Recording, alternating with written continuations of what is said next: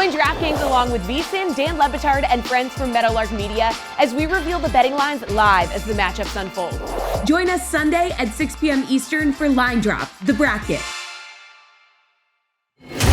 We were talking NBA building blocks, 10-game slate.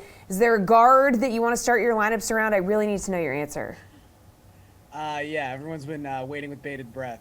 Devin Booker, he's too cheap. If he's under 9K when Chris Paul is out of the lineup, you basically just have to put him into a lineup. And his first game back was a pretty good indication of why. He only played 33.2 minutes, still had 9 assists, still went over 55 DraftKings points.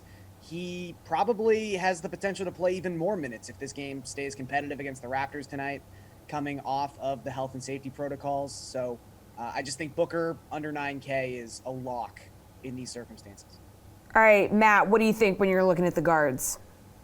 Yeah, I think we have to look to New Orleans. I know this is going to be sort of the obvious team tonight. Brandon Ingram is out, and CJ McCollum now is out for health and safety protocols, which means that there are just so many players playing increased roles for New Orleans.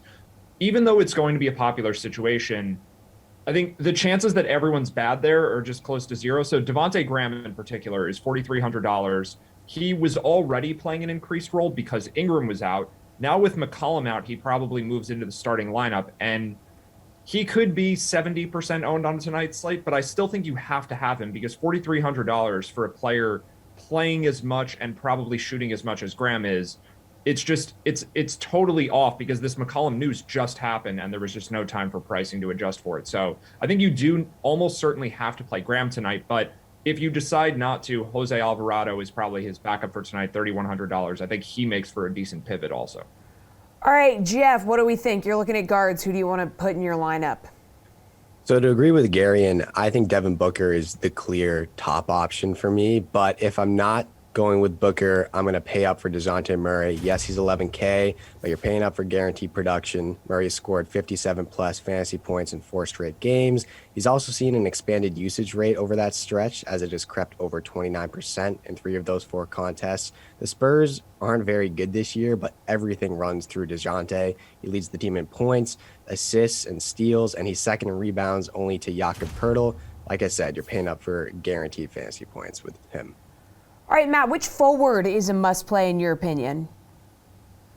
I don't think there's too many yet, but we do have a ton of injury news today. And the situation I'm looking at is the Dallas Mavericks, where Dorian Finney-Smith in particular is questionable, which means that Maxi Kleber and Reggie Bullock, who are $3,700 and $4,200 respectively, possibly even Davis Bertans at $3,100. I think any of those 3 forwards, Kleber is probably the one that I'm most interested in. It's just a really good matchup against the Houston Rockets. We didn't talk about Luka Doncic with guards, but of course he's definitely someone who you always have to consider. But the Rockets defense has been one of the worst in the NBA throughout the year. And if the Mavericks end up shorthanded tonight, 2 things happen. We get a reduced chance of blowout on the one hand, and we also get more minutes for the core players on the other hand. So I just think that there's reason to consider all of these players, but it's definitely worth keeping an eye out for this injury update from the Mavericks. All right, Jeff, what do you think? I'm going with Kyle Kuzma at 8,800. Kuzma, he had a subpar outing in his last game, only scoring just over 30 fantasy points. But prior to that, he had scored 47-plus in 5 straight games, including a pair of 60-point performances, which gives me confidence in his ability to bounce back. He's also been one of the Wizards who's seen an expanded usage rate ever since Bradley Beal was ruled out for the year and Spencer Dinwiddie was traded to Dallas. Hasn't dipped under 25% in 6 games, and the Lakers ranked 25th in DraftKings fantasy points allowed to power forward. So pay up for Kuzma in his revenge game, I guess. All right, Garion, what do we think? Yeah, I'm going to go with Wendell Carter Jr. He's $7,400, which I think in a vacuum is already too cheap. Carter's been playing much better than his price tag for about 2 months now, and maybe just not getting the respect because he plays for the Orlando Magic. But this is a game that certainly earns having the highest implied point total on the slate tonight. You go back across the last 15 games, it is the Minnesota Timberwolves who rank first in pace and the Orlando Magic who rank second in pace. And there's actually a pretty sizable gap between first, second, and third in those rankings. So this is going to be a track meet, and Carter Jr. going back to January 30th, so a pretty decent sample size, is averaging 1.22 DraftKings points per minute played. So I just think he's underpriced to begin with, and when you factor in the environment, he should definitely be over 8K. So there's a lot of value baked in here. All right, Jeff, move on over to centers. Who are you taking here?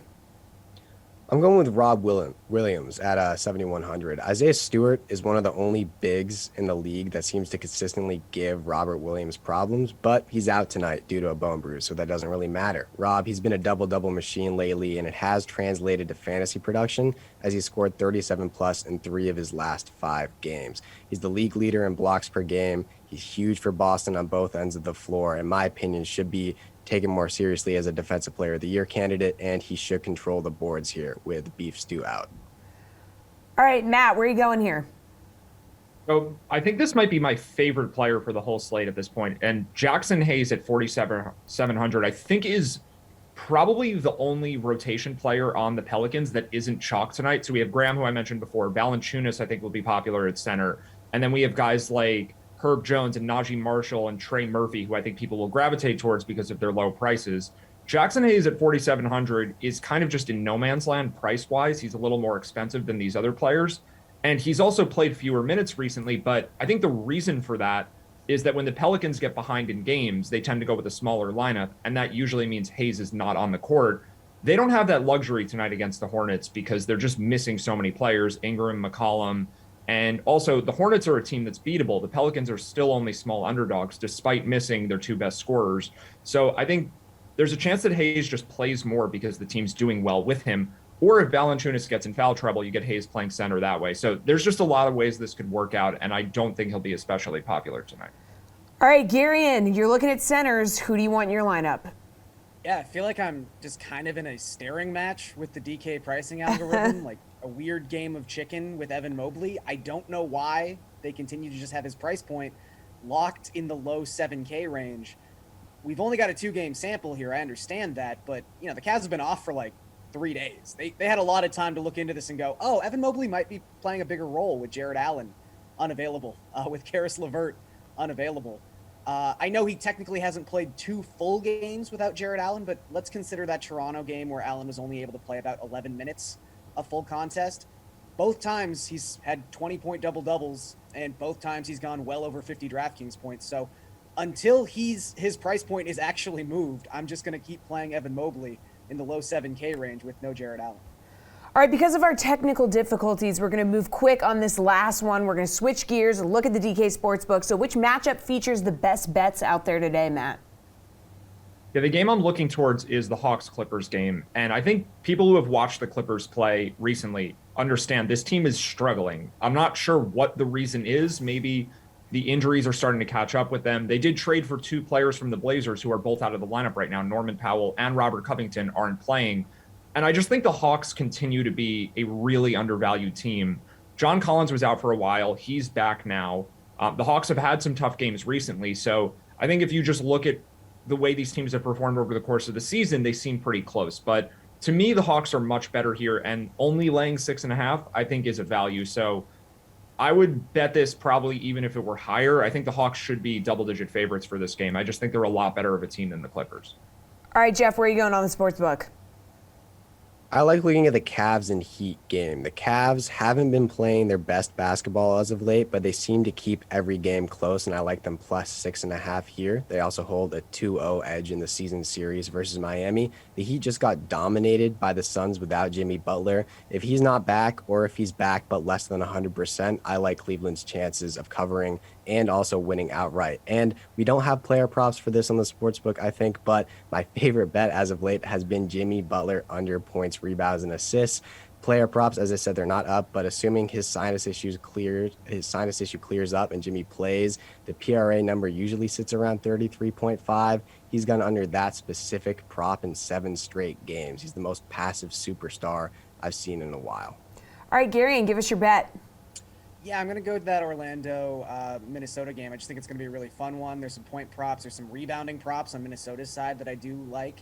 But I'm actually going to take the under in this game. That's my favorite bet for this one, despite the fact that these are, like I said, the 2 highest-paced teams in the league by a pretty wide margin the last month and a half.